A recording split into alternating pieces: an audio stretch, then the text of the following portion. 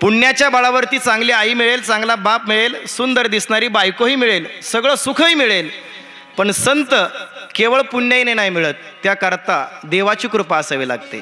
श्री नारायण जय नारायण जय जय नारायण नारायण. गंगा मैया की पावन तट पर आनंद कंद नंद नंदन मदन मन मोहन भगवान श्री कृष्ण की परम पवित्र कथा में तल्लीन महात्मा शुकदेव जी राजा परीक्षित को यह कथा सुनाते हैं, कहते हैं, हे राजन, गंगा नदीच्या पवित्र तटावरती अकारण करुणावरुणालय भक्त काम भक्त वत्सल दीनबंधू भगवान श्रीकृष्णाच्या परम पवित्र कथामध्ये तल्लीन असणारे महात्मे शुकदेवजी राजा परीक्षितला ही भागवत कथा ऐकवत आहेत. या भागवत कथेच्या श्रवणानं अवघ्या 7 दिवसामध्ये राजा परीक्षितीचा उद्धार झाला. त्यानंतर अनेक महात्म्यांनी, अनेक संतांनी, अनेक साधूंनी ही कथा आपल्यासारख्या सामान्य जीवाला भगवत प्राप्ती घडावी, आपलं जीवन सुखमय व्हावं, आनंदमय व्हावं, याकरता अनेकदा सांगितली आणि या कथेची महती वाढतच गेली महाराज. अशी ही अत्यंत परमपवित्र, अत्यंत पुण्य सायासानं प्राप्त होणारी ही कथा आज या पवित्र भूमीमध्ये भगवान श्री काळभैरवनाथाच्या प्रांगणामध्ये त्यांच्याच आशीर्वादाने, त्यांच्याच परमकृपेने आणि त्यांच्याच जयंतीच्या महोत्सवानिमित्तानं ही कथा त्यांच्याच आशीर्वादाने इथं सुरू होत आहे. इथं बसलेल्या प्रत्येक व्यक्तीच्या, माझ्या, तुमच्या प्रत्येकाच्या अनंत जन्माच्या पुण्याईच्या सामुग्रीनं ही कथा आपल्याला ऐकायला मिळते. ही मी नाही सांगत, ज्ञानोबाराय सांगतात, माझी या सत्यवादाचे तप वाचा केले बहुत कल्प, तया फळाचे हे महाद्वीप पातली प्रभू. ज्ञानोबारायांना विचारलं, का हो ज्ञानोबाराय, ज्या गीतेवरती कोणीही बोलू शकत नाही, जे तर श्री शंभूची मती नागवे, भगवान श्री शंकराला सुद्धा जी कथा सांगता येत नाही, ज्या गीतेवर बोलता येत नाही, त्या गीतेवरती तुम्ही ज्ञानेश्वरी सारखा ग्रंथ लिहिता, कशामुळं, काय केलंय तुम्ही? ज्ञानोबाराय सांगतात, मी काय केलेलं आहे तर माझ्या वाणीनं खरं बोलण्याचं तप, मागच्या अनंत जन्मामध्ये खरं बोलण्याचं तप केलं. माझ्या सत्यवादाचे तप वाचा केले बहुत कल्प, एवढं पुण्य करून ठेवलं आणि ते पुण्य कुठं खर्च नाही केलं. पुण्य पोशिले असाधारणे, ते तुझी गुणवानने, ते पुण्य तसेच राखून ठेवले आणि ते पुण्य आज ही भागवत कथा ऐकण्याच्या निमित्तानं आपल्याला उदयोन्मुख झालेली आहेत. इथं बसलेल्या प्रत्येकाचं ते पुण्य उदयाला आलं म्हणून ही भागवत कथा ऐकायला. मी सांगतो म्हणून नाही, भागवत कथा आहे म्हणून. कारण स्वतः शुकदेवजी सांगतात, जन्मांतरे भवेत पुण्यम तदा भागवतम लभेत. भागवत ऐकण्याकरता काय लागतं? जन्मांतरे भवेत पुण्यम. अनेक जन्मजन्मांतरे असणारं पुण्य असेल त्यावेळेला भागवत ऐकायला मिळतं. हे भागवत काही साधारण नाहीये. मुळात आपल्या वारकरी संप्रदायाला नावच भागवत संप्रदाय. या संप्रदायाचं नाव आहे भागवत संप्रदाय. का? कारण भागवतातले दाखले देऊन या संप्रदायामध्ये संतांनी आपल्याला सांगितलं, नामस्मरण करा. तुका म्हणे नाही विश्वास ज्या म्हणी, पाहावे पुराणी विचारोनी. हे तुकोबाराय ज्या वेळेला सांगतात त्यावेळी तुकोबाराय म्हणतात, भागवताला विचारा. जे पुराण सांगितले ते पुराण म्हणजे हे. ज्ञानदेव म्हणे, व्यासाची या खुणा द्वारकेचा राणा पांडवा घरी. व्यासाच्या खुणा म्हणजे काय? व्यासांच्या खुणा म्हणजे भागवत आहे. म्हणून आपला वारकरी संप्रदाय ज्या पायावरती उभा आहे तो पाया म्हणजे भागवत आहे. या कथेला संतांनी अनेक उपमा दिल्या. ही कथा म्हणजे साधारण नाहीये. या कथेमध्ये 3 जण एकत्र आलेले आहेत. पहिली गोष्ट, या कथेमध्ये देव आलेला आहे. त्या देवाचं नामस्मरण करणारे, त्याचं नाव घेणारे, त्याचे भक्त या कथेमध्ये आलेले आहेत. आणि ते भक्त त्या देवाचं जे नाव घेतात ते नाम या कथेमध्ये आहे. कथा त्रिवेणी संगम, कथा त्रिवेणी संगम, कथा त्रिवेणी संगम, कथा त्रिवेणी संगम. देव भक्त आणि नाम, देव भक्त आणि नाम, देव भक्त आणि नाम, देव भक्त आणि नाम. तिथीचे उत्तम, तिथीचे उत्तम, तिथीचे उत्तम, तेथीचे उत्तम चरण रज वंदिता रज वंदिता चरण रज वंदिता चरण रज वंदिता जळती दोषाचे डोंगर जळती दोषाचे डोंगर जळती दोषाचे डोंगर जळती दोषाचे डोंगर जळती दोषाचे डोंगर जळती दोषाचे डोंगर जळती दोषाचे डोंगर जळती दोषाचे डोंगर. तुकोबाराने सांगितलं ही कथा म्हणजे काय? कथा म्हणजे त्रिवेणी संगम आहे. त्रिवेणी संगम त्याला म्हटलं जातं की जिथं 3 नद्या एकत्र येतात, गंगा यमुना सरस्वती. मग या कथेमध्ये कोण एकत्र आले? या कथेमध्ये आले देव, त्या देवाचे भक्त, आणि ते भक्त त्या देवाचं नाव घेत आहेत, ते नाम आहे. त्या भगवंतानं सांगितलं नारदांना, नारदा मी असे तेथे माझे भक्त गाती जेथे, नारदा मी असे तेथे तो मी वैकुंठी नसे. भगवान सांगतायत मला वैकुंठामध्ये शोधायला गेला तर मी तिथं सापडणार नाही. वरी योग्यांची मानसे उमरडून जाय, 60-60 हजार वर्ष तपश्चर्या करणाऱ्या योग्यांच्या मनामध्ये सुद्धा मी नाहीये. मग मी कुठं आहे? रंग भरे कीर्तनात प्रेमे हरिदास नाचत, तेथे असे देव उभा जैसी समचरणाची शोभा. या कथेमध्ये तो देव आलेला आहे. म्हणून या कथेमध्ये पडलेली माती सुद्धा कपाळाला लागण्याकरता आपण तर सोडा, स्वतः भगवान महादेव इथं येतात. चरणीची रज वंदी शूळ पाणी. महादेव, ज्या महादेवांचा अवतार श्री कालभैरवजी आहेत, ते महादेव स्वतः इथे येतात ही माती लागण्याकरता कपाळाला. अशी कथा पवित्र आहे. पहिली उपमा दिली कथा त्रिवेणी संगम आहे. दुसरी उपमा दिली कथा कथा नाहीये, ही कथा म्हणजे सत्संग आहे. सत्संग त्याला म्हटलं जातं की ज्याच्यामध्ये संतांची संगती घडते, त्याला सत्संग म्हणतात. या जगामध्ये सगळ्यात अवघड सगळ्यात दुर्मिळ गोष्ट जर काय असेल तर ते सत्संग आहे, संतांची संगती आहे. जगातल्या प्रत्येक गोष्टीला काहीतरी मोल आहे, काहीतरी किंमत चुकवल्यानंतर प्रत्येक गोष्ट मिळते जगातली. काही गोष्टी पैशाच्या बळावर मिळतात, काही गोष्टी सौंदर्याच्या बळावर मिळतात, काही गोष्टी कलेच्या बळावरती मिळतात. जिथं कला चालत नाही तिथं सत्ता चालते, सत्तेच्या बळावर चालतात. आणि काही गोष्टी पुण्याईने मिळतात, पुण्याईनं काही गोष्टी मिळतात.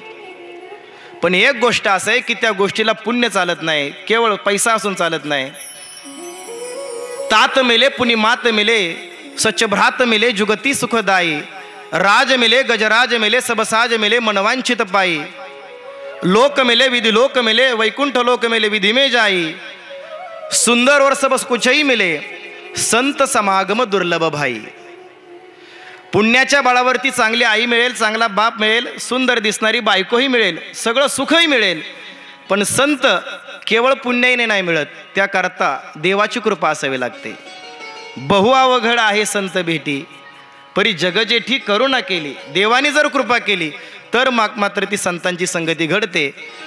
पण ती संतांची संगती या कथेमध्ये लगेचच घडते. म्हणून या कथेला सत्संग म्हटलंय. त्रिवेणी संगम सुद्धा आहे, सत्संग सुद्धा आहे. आणि तिसरी गोष्ट कथा ही गंगा आहे. गंगा काय करते? गंगा माणसाला निर्मळ करते, माणसाचं पाप घालवते. ज्ञानोबाऱ्या म्हणतात का फेडीत पाप ताप पोखीत तिरीचे पादप, समुद्रा जाय आप गंगेचे जैसे. गंगा काय करते? हिमालयातून एकदा निघाली की वाटेमध्ये जो जो कोणी मिळेल त्या प्रत्येकाचं पाप घालवते, ताप घालवते. जी झाडं भेटतील त्या झाडांना जीवन देत ती गंगा पुढं पुढं जाते. पण त्या गंगेपर्यंत आपल्याला स्वतः जावं लागतं. ती गंगा काय महाराष्ट्रात नाहीये.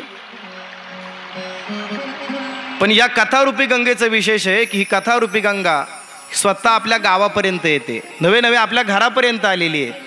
या सर्व ग्रामस्थांच्या संयोजकाच्या बुद्धीमध्ये प्रवेश करून ती इथपर्यंत आलेली आहे. आता फक्त आपलं एवढंच काम आहे की आपण आता या गंगेमध्ये दररोज येऊन इथे येऊन स्नान करावं आणि आपलं पाप घालवावं. ती गंगा फक्त पापच घालवते, पण ही गंगा पापही घालवते आणि पुन्हा पाप करण्याची वासनाही घालवते.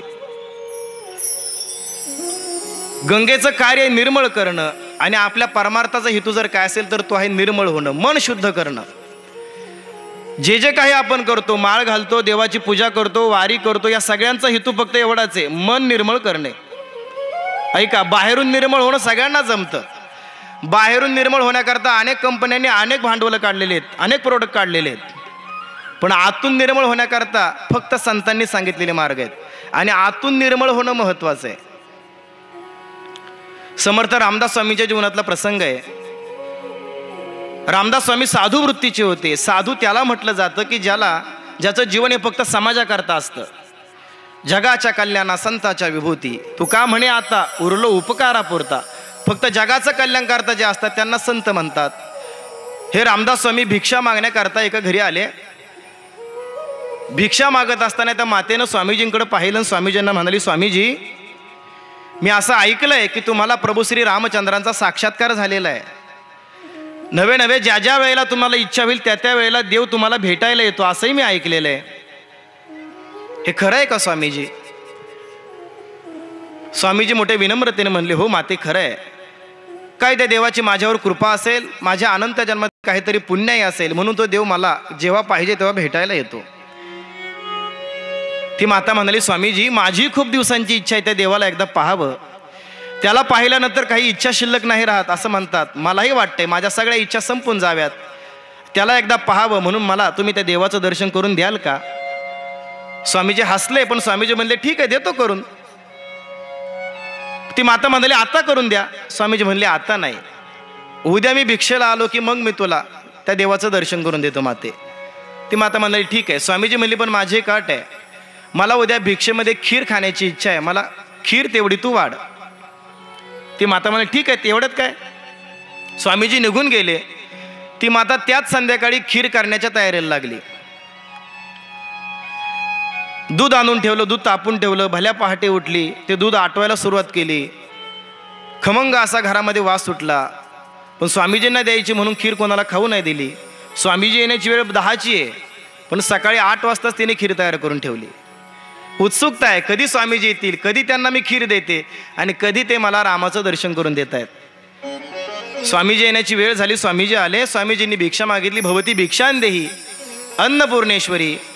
स्वामीजींचा आवाज ऐकला. माता धावतच, ती माता ती खीर एका पात्रामध्ये घेऊन धावतच आली. स्वामीजींना खीर वाढण्याकरता सांगितलं की पात्र पुढं करा. स्वामीजींनी आपलं भिक्षेचं पात्र पुढं केलं, पण त्या पात्रामध्ये पाहिलं आणि त्या मातेनं आपली आणलेली खीर पुन्हा मागं ओढून घेतली. का बरं मागं ओढून घेतली? तर स्वामीजींनी वाटेमध्ये येताना जेवढा काही कचरा मिळाला, जेवढी काही घाण मिळाली, जे काही शेण मिळालं, ते सगळं त्या पात्रामध्ये गोळा करून आणलं. ती माता स्वामीजी म्हणाली, स्वामीजी हे काय पाहते मी? या घाणीमध्ये मी माझी खीर टाकू का? ज्या खिरी करता मी कालपासून मेहनत घेते, भल्या पहाटे उठले, अहो तुमच्याकरता खीर केली म्हणून कोणाला खाऊ नाही दिली, इतकी सुंदर झालेली खीर या घाणीमध्ये टाकू का? स्वामीजी हसले. स्वामीजी म्हणाले, माते अगर सकाळपासून ज्या खिरी करता तुम्ही मेहनत घेतली, काही वेळ जर ती खाली नाही तर काही काळाने खराबच होणार आहे, ती विटणारी आहे, विनाशी आहे.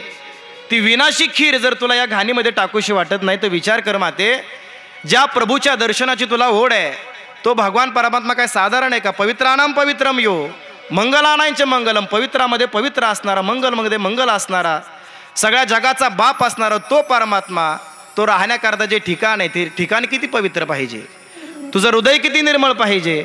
जोपर्यंत तुझ्या हृदयामध्ये, तुझ्या मनामध्ये संसार रूपी गटारीची घाण आहे, विकार रूपी गटारीची घाण आहे, तोपर्यंत तो भगवान परमात्मा पाहणं तुला शक्य नाही माते. त्या मातेला कळालं आपले जे प्रयत्न चाललेले देव पाहण्याकरता चाललेले आहेत, पण देव पाहण्याची गरज नाही आहेत. तुकोबाऱ्या सांगतात फक्त चित्त निर्मळ करा, तो देव त्या चित्तामध्ये येण्याकरता तयार आहे. तो वाटच पाहतोय तुम्ही कधी चित्त निर्मळ करताय. तुका म्हण चित्त करा रे निर्मळ, एवढी गोपाळ राहते थे, एवढी गोपाळ राहते थे, एवढी गोपाळ राहते थे. येऊनी गोपाळ राहते ते, स्वतः देव येण्याकरता तयार आहे, फक्त तो पाहतोय कोणाचं चित्त निर्मळ होतंय. आणि चित्त जर निर्मळ करायचं असेल तर ही भागवत कथा चित्त निर्मळ करते, कारण ही भागवत कथा म्हणजे गंगा आहे आणि कथारूपी गंगा प्रत्येकाचं चित्त निर्मळ करते. कशी काय निर्मळ करते? तर या कथेमध्ये मुख्यतः 4 भाग आहेत भागवतामध्ये. पहिलं म्हणजे भागवत घटनात्मक आहे, दुसरं स्तुत्यात्मक आहे, तिसरं गीतात्मक आहे आणि एक उपदेशात्मक भागवत आहे. 4 भाग आहेत. घटनात्मक, या भागवतामध्ये अनेक घटना आलेल्या आहेत. भगवंताच्या अवताराच्या घटना, अनेक भक्तांच्या चरित्राच्या घटना, घटनात्मक भागवत आहे. त्यानंतर स्तुत्यात्मक भागवत आहे. या भागवतामध्ये अनेक गोड गोड स्तुती आलेल्या आहेत. कुंती मातेनं केलेली भगवंताची स्तुती, भीष्माचार्यांनी केलेली स्तुती, ध्रुवानं केलेली स्तुती, प्रल्हादाने केलेली स्तुती, स्तुत्यात्मक भागवत आहे. आणि तिसरं गीतात्मक भागवत आहे. या भागवतामध्ये गोड गीतं आलेली आहेत. वेणुगीत आहे, भ्रमरगीत आहे, प्रणयगीत आहे आणि या भागवताचं प्राण असणारं गोपीगीत, असं गीतात्मक भागवत आहे. आणि चौथी गोष्ट उपदेशात्मक भागवत आहे. या भागवताने उपदेश सांगितलेला आहे आपल्याला. या भागवतातल्या ज्या घटना आहेत, जे जे चरित्र ऐकायचे त्या चरित्राबरोबर आपण आपल्या जीवनाचा तुलना करावी त्या चरित्राबरोबर. कोणतीही कथा सांगितली की कथा त्याकरता नाही आहे, ती कथा आपल्या जीवनाशी जोडून पाहावी. आपण कुठे आहोत ते या कथेशी जोडून पाहावं. आपण चांगले का वाईट हे आपण नाही ठरवायचं, जगानेही नाही ठरवायचं. आपलं जीवन चांगलं का वाईट हे देवानं ठरवावं, शास्त्रानं ठरवावं, संतानं म्हणावं. आपलं जीवन हे संत मान्य असावं, शास्त्र मान्य असावं. म्हणून आपण चांगले का वाईट, चोरही स्वतःला चांगलंच समजतो, सगळे स्वतःला चांगले समजतात, पण आपले चांगले का वाईट ही कथा सांगते. या कथेमध्ये येणारे प्रत्येक चरित्र हे आपल्याला सांगतात की तुम्ही चांगले आहेत का वाईट आहात. त्या कथेबरोबर आपण आपली तुलना करावी. यानंतर या कथेमध्ये मंगलाचा श्लोक आपण पाहूया. पहिला श्लोक आहे, व्यास महर्षी नमन करतायत. ज्याची कथा आपल्याला ऐकायची त्या भगवान परमात्म्याचा, त्या देवाचा परिचय आपल्याला करून देत आहेत. ते सांगतायत, सच्चिदानंद रूपाय विश्व उत्पत्त्याती हेतवे तापत्रय विनाशाय श्रीकृष्णाय वयं नुमः. ज्या देवाला आपल्याला भेटायचंय तो देव आपल्याला सांगतायत. एखाद्या मुलीला जर पती पाहायचा असेल तर तिचा बाप, तिची आई सगळा परिचय करून घेतात. त्या गावामध्ये कोणी ओळखीचं आहे त्याला विचारतात, का हो तुमच्या गावातला अमुक अमुक मुलगा पाहिला, कसा आहे तो, घर कसं आहे, चांगलं आहे का, घरातले लोक कसे आहेत, सासू कशी आहे, आगाव आहे का, घरात वारकरी संस्कार आहेत का, अनेक गोष्टी. महत्त्वाचं म्हणजे पैसा आहे का, कारण महत्त्वाचं म्हणजे पैसाच पाहिला जातो, बाकीच्या गोष्टी न्यून आहेत. हे सगळं पाहिलं जातं का, कारण मुलगी द्यायची आहे. तसं आपल्याला आपली बुद्धिरूपी मुलगी ह्या देवाला अर्पण करायची. मग तो देव कसा हे पाहिलं पाहिजे ना. म्हणून व्यासजी सांगतायत तो भगवान परमात्मा कसा आहे, त्याचं स्वरूप सांगतायत. सच्चिदानंद रूपाय, त्याचं स्वरूप आहे तो सद्रूप आहे, चिद्रूप आहे आणि आनंद रूप आहे. सत म्हणजे तो सत्य आहे, जगामध्ये तोच खरा आहे, बाकी सगळं जग खोटं आहे. तुका म्हणे तूची खरा, येर वावगा पसारा, बाकी सगळं जग खोटं आहे, मिथ्या आहे, संपणार आहे. पण एकच परमात्मा, एकच देव असा आहे की तो चिरकाल राहणार आहे. आपण जन्माच्या अगोदरही तो होता, आताही तो आहे आणि काही दिवसांनी आपण जाणार आहे, त्यानंतरही तो राहणार आहे. पण तो सद्रूप आहे. त्यानंतर भगवान परमात्मा चिदरूप आहे. चिदरूप म्हणजे ज्ञान रूप आहे, प्रकाश रूप आहे. आणि तो भगवान परमात्मा आनंद स्वरूप आहे. जगातला जेवढा काही आनंद आहे तो आनंद त्याच्यापासूनच मिळतो. आनंद स्वरूप सच्चिदानंद रूप आहे. तो काय करतो, त्याचं कार्य काय, विश्व उत्पत्त्याती हेतवे, विश्वाची उत्पत्ती करणं हे त्याचं कार्य आहे. त्याचा स्वभाव कसा आहे, तापत्रय विनाशाय, त्याला शरण गेलेल्याच्या जीवनातील, त्या व्यक्तीच्या जीवनातील त्रिविध तापाचं निवारण करणं, आध्यात्मिक, आदिभौतिक, आदिदैविक या तीनही तापांना नष्ट करणं हे त्याचं कार्य आहे. हा त्याचा स्वभाव आहे. त्याला जे जे शरण गेले त्याच्या जीवनामध्ये तो दुःख ठेवत नाही, हा त्याचा स्वभाव आहे. तापत्रय विनाशाय. अहो पण त्याचं नाव काय आहे, श्रीकृष्णाय वयं नुमः. त्याचं नाव आहे श्रीकृष्ण. कृष्ण शब्दाचा अर्थ आहे कर्षती, आकर्षण करणारा, सगळ्यांना आकर्षित करून घेतो असा तो कृष्ण. पण केवळ कृष्ण नाही म्हटलं, श्रीकृष्णाय वयं नुमः. व्यासजी म्हणतात श्री, श्री म्हणजे काय, त्याचं नाव तर कृष्ण आहे ना, मग श्री का लावलं, तर श्री म्हणजे त्या कृष्णाची आल्हादिनी शक्ती, त्याची योग माया श्री राधाराणी, की ज्याच्याशिवाय जिच्याशिवाय त्याच्यापर्यंत आपल्याला पोहोचताच येत नाही. तिचं भजन केल्याशिवाय त्याच्यापर्यंत आपल्याला जाताच येत नाही. ती राधा म्हणजे काय, तर भक्तीचं मूर्तिमंत स्वरूप म्हणजे राधा आहे. भक्ती भक्ती म्हणजे काय? धृतस्य भगवत धर्मान धारावाही कथांगता सर्वेशो मनसो वृत्तीर भक्तिरित्ये भिधी येते. भक्ती म्हणजे काय? आपल्या हृदयातलं प्रेमाचा विषय केवळ भगवान परमात्मा असणं आणि तो प्रेमाचा प्रवाह अखंडितपणे, ती धार अखंडितपणे देवाकडे वाहणं, याला म्हणायचं भक्ती. मग ती जर धार असेल तर त्या धारेचा उलटा होतो राधा. राधा म्हणजे काय? भक्तीची धारा, प्रेमाची जी धारा, जी देवाशी जोडलेली आहे, ती धारा म्हणजे राधा आहे. ती राधा कोणी व्यक्तिविशेष नाहीये, ती वृत्ती विशेष आहे. तुमची आमची वृत्ती जर भगवंताविषयी तितकी एकनिष्ठ झाली तर आपणही राधा आहोत, तुम्हीही राधा आहात, कोणीही राधा होऊ शकतं. फक्त वृत्ती तिथपर्यंत गेली पाहिजे. म्हणून एकदा मोठ्या गोड आनंदानं त्या राधेचं एकदा भजन करूया आणि आपण आरती करूया.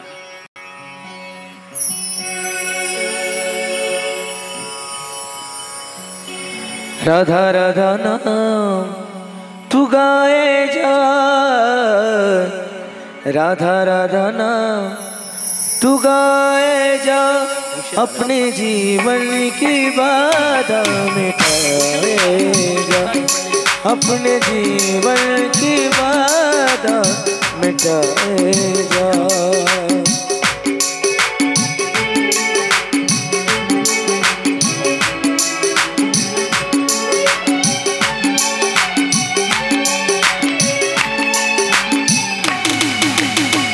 राधा राधा नाम जय हो गाए जा, राधा राधा नाम तू गाए जा, गाए जा, गाए जा, अपने जीवन की बाधा मिटाए जय हो, अपने जीवन की बाधा मिटाए जा. श्री राधे जय राधे, श्री राधे जय राधे.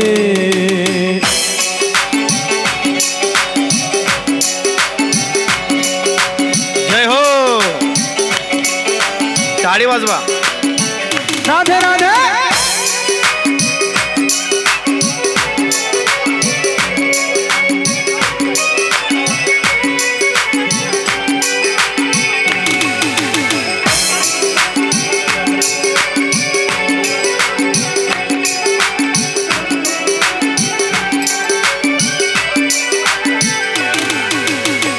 राधा मेरी मात है, पिता मेरा घनश्याम, पिता मेरा घनश्याम.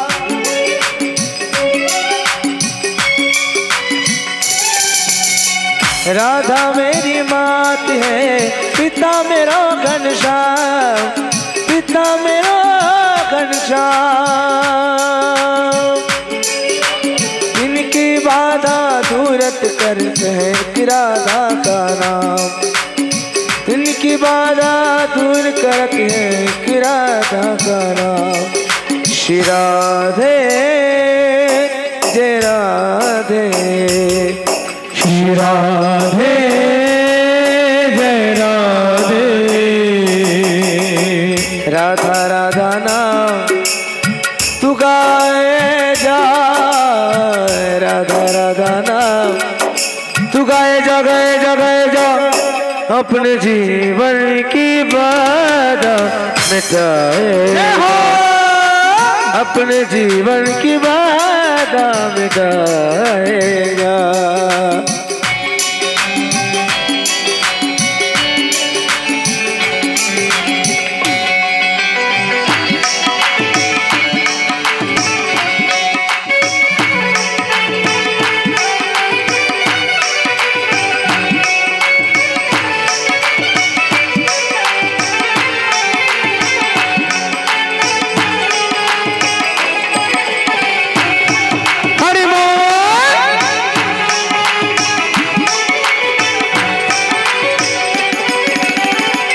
राधा मेरी स्वामिनी,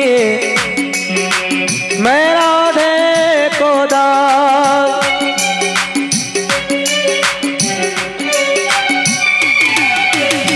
राधा मेरी स्वामिनी, मैं राधे को दास.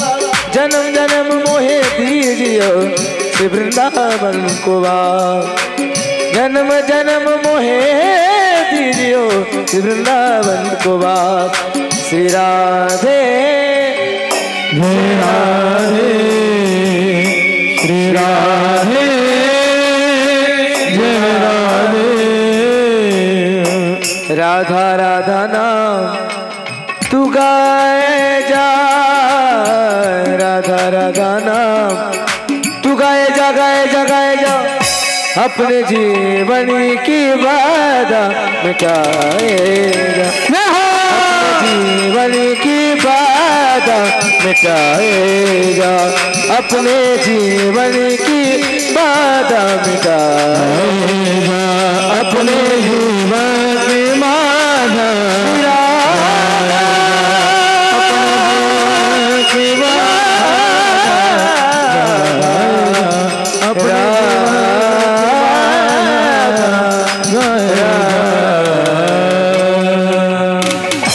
राधे राधे गाओ सदा, श्यामा श्यामा गाओ सदा। राधे राधे गाओ सदा, हो राधे राधे गाओ सदा।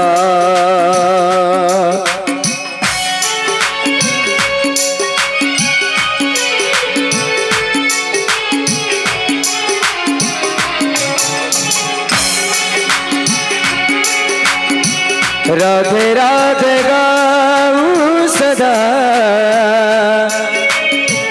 श्याम श्याम गाऊं सदा। राधे राधे गाऊं सदा, राधे राधे गाऊं सदा।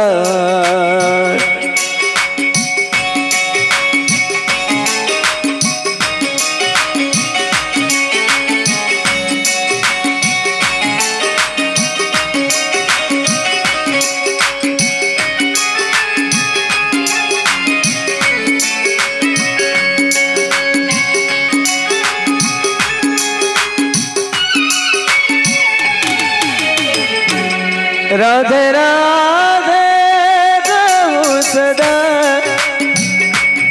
श्याम श्याम गाऊं सदा। हो राधे राधे गाऊं सदा, राधे राधे गाऊं सदा, श्याम श्याम गाऊं सदा। राधे राधे गाऊं सदा, श्याम श्याम गाऊं सदा। ओ राधे राधे गाऊं सदा, गाऊं सदा। श्याम श्याम गाओ सदा। राधे राधे गाओ सदा, राधे राधे गाओ सदा। राधे राधे गाओ सदा, ओ राधे राधे गाऊं सदा, सदा। राधे राधे गाओ सदा, श्यामा श्यामा गाओ सदा। राधे राधे गाओ सदा।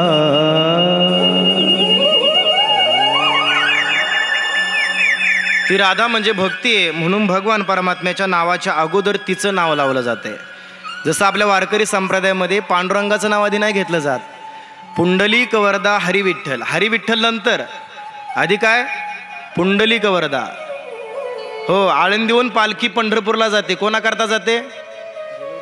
पांडुरंगाला भेटायला जाते. पण वारीला जाणाऱ्याला अनुभव आहे, वारीमध्ये भजन कोणाचं जास्त असतं? ज्ञानोबा तुकोबा, ज्ञानोबा तुकोबा. का? कारण ज्ञानोबा तुकोबा त्या देवापर्यंत नेतात. देव स्वतः न्यायला नाही येत, जे नेणारे ते महत्वाचे आहेत. तो फक्त उभा आहे तिकडं कट्टेवर हात ठेवून, पण नेणारे हे यांच्यामुळे जाता येत. तसं राधेमुळं कृष्णापर्यंत जाता येतं. म्हणून राधा खूप महत्त्वाची. म्हणून व्यास महर्षी म्हणतात श्रीकृष्णाय वयं नुमः. आणि वयं नुमः म्हणजे मी नमस्कार करतो असं नाही, आपण सगळे त्यांना नमस्कार करू. का? कारण देवाला नमन खूप आवडतं, नमस्कार केलेला देवाला आवडतो. म्हणून व्यास महर्षी भगवंताला नमन करतायत. आपणही भगवंताला आज फक्त नमस्कारच करूया आणि कथा उद्या पाहूया. हां, कारण आज तुमच्या तोंडावर खूप व्यथा दिसत आहेत, कारण तुम्ही 4 वाजल्यापासून माझी वाट पाहत होता. आता आरती करता ज्या मान्यवरांची नावं घेतली जातील त्यांनी पुढे यावं. उद्या कथेकरता विशेष स्वरूपानं महिला मंडळींनी एवढीच उपस्थिती दाखवली तर कथेला खूप उत्स्फूर्त प्रतिसाद लाभेल असं मला वाटतं. जय जय